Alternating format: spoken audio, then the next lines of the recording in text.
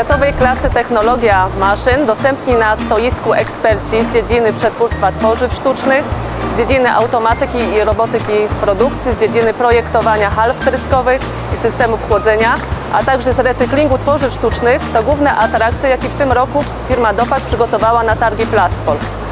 Kamieniem milowym tegorocznej wystawy jest premiera rynkowa nowej serii wtryskarek Krauss-Maffei Precision Molding. Jest to odpowiedź producenta na potrzeby rynku w zakresie maszyn prostych, szybko dostępnych i w bardzo atrakcyjnej cenie. Jesteśmy przekonani, że ta seria maszyn będzie w kolejnych latach naszym hitem sprzedażowym w segmencie ekonomicznym.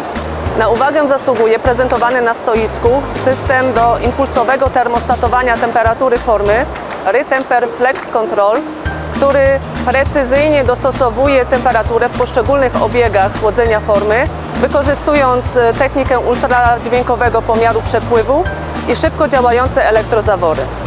Ekspozycja uzupełniona jest o szerokie spektrum urządzeń peryferyjnych od naszych renomowanych partnerów, zaczynając od wolnoobrotowych młynów Moditech, poprzez suszarki, dozowniki, podajniki, a kończąc na wysokoobrotowych młynach nożowych do recyklingu i mycia tworzyw sztucznych. Serdecznie zapraszamy do zapoznania się z ofertą naszego Centrum Badawczo-Rozwojowego firmy Dopak we Wrocławiu. Nasze Centrum Badawczo-Rozwojowe składa się z laboratorium, gdzie prowadzimy badania nad przetwórstwem tworzyw sztucznych, halą technikum, gdzie prowadzimy testy oraz walidację procesów form klienckich, a także prototypowni, gdzie prowadzimy modeling oraz skanowanie trójwymiarowe detali klienta. Nasza oferta szkoleniowa skierowana jest do osób zajmujących się przetwórstwem tworzyw sztucznych.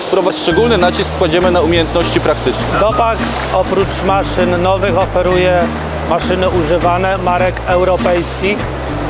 Są to maszyny, które przechodzą w naszej firmie retrofit, odnowienie, kompleksowe odnowienie. Są to maszyny budżetowe, czyli skrojone, uszyte na miarę potrzeb każdego klienta.